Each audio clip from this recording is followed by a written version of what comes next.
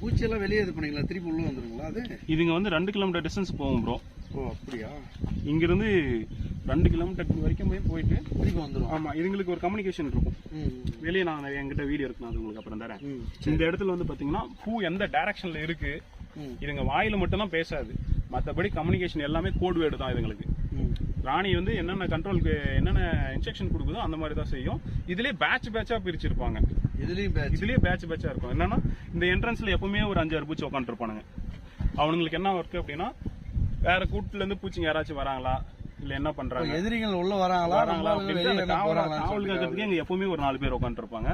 அதே மாதிரி இந்த பூச்சில வந்து பாதி பூச்சி என்ன பண்ணும் அப்படின்னா, தேன் எங்க இருக்கு அப்படின்னு சொல்லி தேடுறதுக்காக போகும். அதுல வந்து பாத்தீங்கன்னா தேனை கலெக்ட் பண்றதுக்கு ஒரு பேட்ச் போகும். அந்த கலெக்ட் பண்ண தேனை எடுத்து வந்து உள்ள ஸ்டோர் பண்றதுக்கு வைக்குங்க. உள்ள குட்டி சின்ன சின்ன குட்டி வருது இல்லைங்களா, அந்த குட்டிக்கு வந்து என்ன ஆகும் அப்படின்னா சாப்பாடு கொடுக்கறதுக்கு ஒரு பேட்ச்.